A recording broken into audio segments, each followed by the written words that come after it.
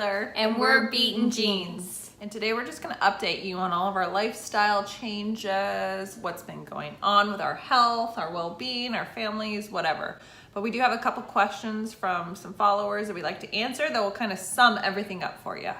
Okay. If you want to hear more about our CDH1 gene mutation, we'll link the video where we talk more in depth about it down below. All right, our first question is from Carrie in Seattle, and she says, has your transition into becoming a vegan been easy? Do you plan on being vegan forever?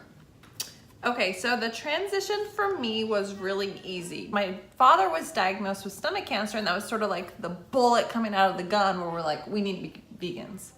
So Polly was doing it, our mom was doing it. My husband, which helped out so much because he would come home from work and say, look at all these yummy recipes I found, let's make them. So that made it really fun and easy for me.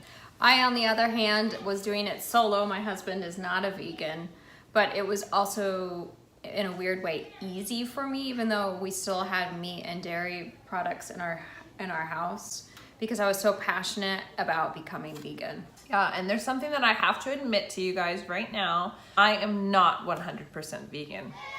So I was, for the first year of going vegan, I did not eat any animal products whatsoever.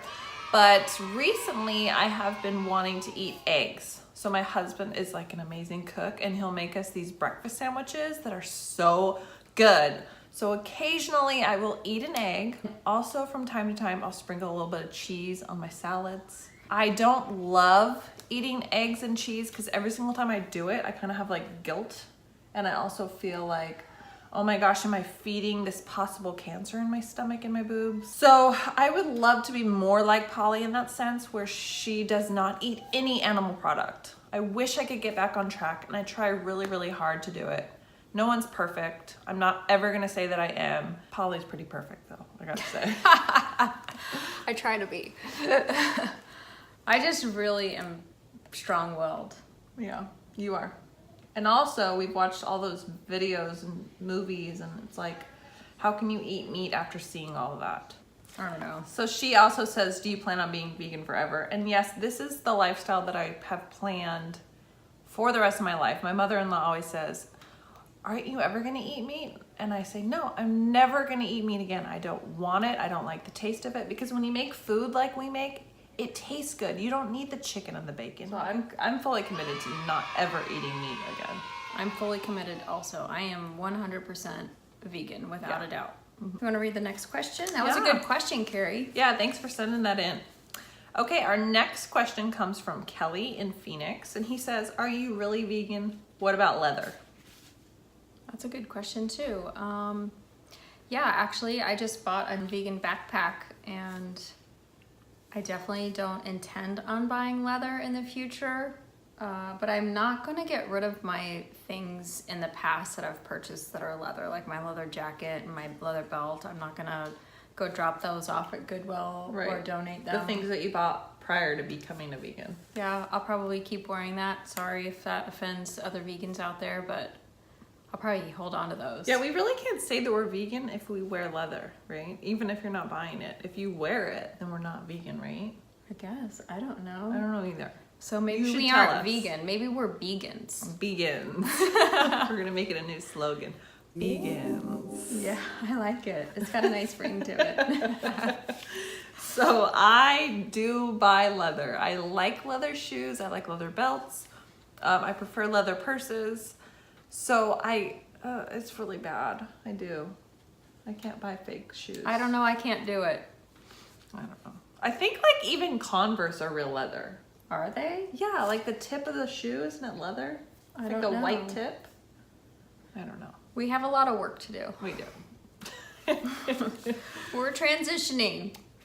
Okay, this next question comes from Carol in Sacramento. She says, what are the steps you take in preventing cancer?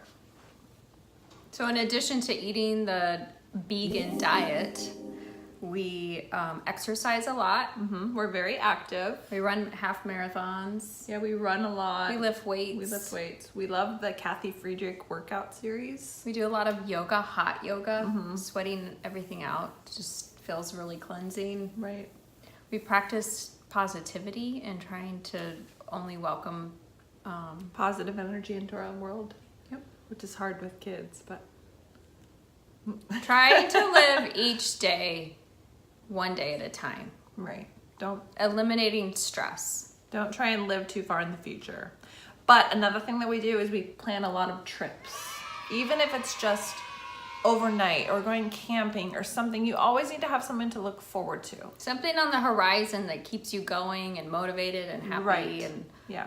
yep, Yeah. definitely. It's important to be happy and excited in your life. You can't just wake up, go to work, 9 to 5, come home, go to bed. No, a lot of people do that. A lot of people live to work. And you need to remember that life is about having fun. Because stress is a huge cursor for most diseases. They say it's the #1 killer. Yep.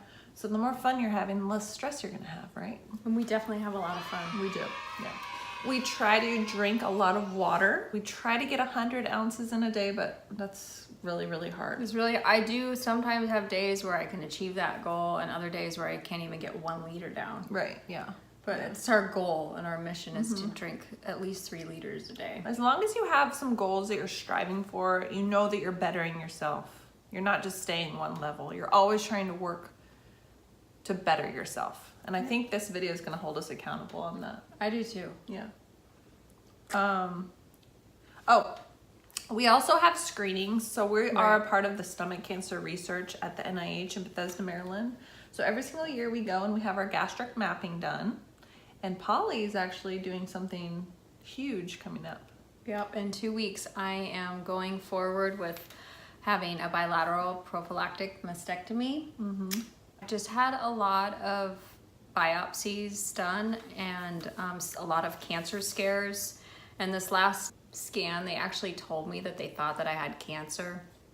And when I had the biopsy done, the radiologist said, "You have cancer," before I even got the results back. And I told myself, if for some miracle this comes back negative, I'm going forward with the surgery. Right. And here I am today. 2 weeks from now, I will be under the knife. Yep. Which is so brave of her. I wish I could say the same. Because if you know us, you know that our CDH1 presents itself mainly as breast cancer in our family. So eliminating that concern for you is like such a big step. Well, maybe after she does it, I'll think about doing it. We try to buy all organic, all non-GMO. Right, yeah. Because, okay, if you guys know the Dirty Dozen, it is the 12 foods that you have to buy organic. And we follow that 100%. 100%. So if we have to go 3-4 grocery store to buy the zucchini, we will do it. Or we just won't eat the zucchini. Right, yeah. Yeah, because we go to like Costco for our spinach, we go to Trader Joe's for our bell peppers, we go to Sprouts for like the cilantro and the parsley. Yep. So yeah, you have to cover a lot of ground to maintain a healthy lifestyle. This next thing is not a question, it's more of a statement. And it comes from Derek in New York. It says CDH1 is a gene mutation and not something you can control through diet. This is something that we hear all the time, especially from people with a genetic mutation. When we visited the NIH in Maryland, they said that food was not anything that had been studied before. And also they said that they didn't know why some people get cancer and why some people do not. They don't know what it is. Yep. They said they don't know what causes it to turn on. That's exactly what they said. Right. And so when we posed the question about our vegan lifestyle and if that might change or prevent us from getting the cancer, they said they didn't know. They said it's worth trying. So that's what we're doing. We're just trying it. We're not doctors. We're not saying this is going to prevent us from getting cancer. It's just something that we feel like we can control ourselves. We don't need doctors to do it for us. We can control what we put in our bodies. And it just is common sense that what you eat goes through your stomach. So maybe if you're eating lots of greens and healthy fruits and vegetables, that's going to benefit your stomach and not turn that gene on. Perhaps. I Yeah. mean, that makes sense to me. Right, because they say sugar feeds cancer, right? Bacon and some red meats are level 1 carcinogens. So if you're eating those, maybe that could trigger something to turn on. We don't know, but we feel like we're being proactive, and it's a way of us feeling like we're in control and that this mutation doesn't own us. Right, exactly. Yeah. And it's a mind game. It is. Like we said, stress. Yeah. So we're kind of putting ourselves in control of something rather Yeah. than letting it control us. Right, and we're not saying that this is going to prevent it at all, but we're hoping that we can maybe change the genetic Trigger. Trigger, yeah. So, good one, Derek. Thanks, Derek. This one comes from Grace in San Diego. Hi, Grace. She says, eating vegan seems expensive. How much do you spend on food every month? Good question. So I have to say that I'm not spending any more than I was when I was at Carnivore. Right now. I feel like my pocketbook expense for groceries has pretty much stayed the same. Yeah. I actually thought I was gonna go to Costco and spend so much less money because I wasn't buying meat. Because I felt like when I was eating meat and I would go buy it, it was like my bill would be so crazy. And I thought, oh, I'm not gonna be eating meat anymore. It's gonna be so cheap. And it's not that it's cheaper, but it's like stayed the same, I guess. It is weird that it stayed the same for you, especially since Austin is vegan. Right. So how much exactly do I spend every month on my vegan lifestyle? Probably average around $300 a week for the 5 of us. Yeah, that sounds about right for me too. Yeah.